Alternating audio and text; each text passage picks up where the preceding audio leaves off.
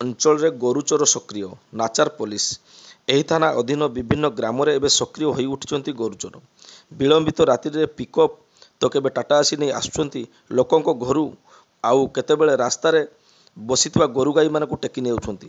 ହେଲେ ପ୍ରତିଦିନ ରାତିରେ ଡ୍ୟୁଟିରେ ରହି ପେଟ୍ରୋଲିଂ କରୁଛନ୍ତି ପୋଲିସ।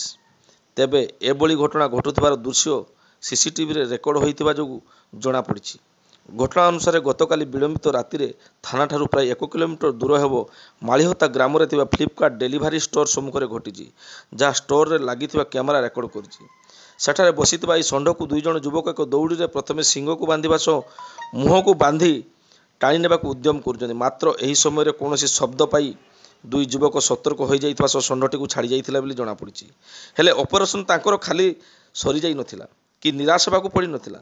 ସେହି ଗ୍ରାମର ସତ୍ୟବାନ ବେହେରାଙ୍କ ପରିବାରର ଗୁହାଳରେ ବାନ୍ଧିଥିବା ଏକ ଗାଈଟିକୁ ନେଇଯାଇଥିବା ଜଣାପଡ଼ିଛି। ତେବେ ଏହି ଘଟଣାଟି ମୋରଡ଼ା ଥାନାଠାରୁ ଅଳ୍ପ ଦୂରରେ ଘଟିଥିବା ବେଳେ ରାତିରେ ଡ୍ୟୁଟିରେ ଥିବା ପୋଲିସ କର୍ମଚାରୀମାନେ କିପରି ଜାଣିପାରୁନାହାନ୍ତି ବୋଲି ସବୁଠି ଆଲୋଚନା ହେଉଛି। ଅନ୍ୟପଟେ ଚୋରମାନେ ନେଇ ଆସୁଥିବା ଗାଡ଼ିର ନମ୍ବର WBରୁ ଆରମ୍ଭ ହେଉଥିବାରୁ ପଡ଼ୋଶୀ ରାଜ୍ୟ ପଶ୍ଚିମବଙ୍ଗ ବୋଲି ସନ୍ଦେହ ସୃଷ୍ଟି କରୁଛି।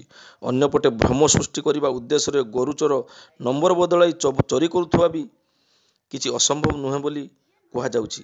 ତେବେ ଏହି ଗୋରୁଚୋର ଦଳକୁ ଧରିବା ଦିଗରେ ମୋରଡ଼ା ପୋଲିସ ତତ୍ପର ହେଲେ ଲୋକେ କିଛିଟା ଆଶ୍ୱସ୍ତି ହୁଅନ୍ତି ବୋଲି ଆଲୋଚନା ହେଉଥିବା ବେଳେ ପୋଲିସ ହାତରେ କେବେ ଧରାପଡ଼ୁଛନ୍ତି ଦେଖିବାକୁ ବାକି ରହିଲା।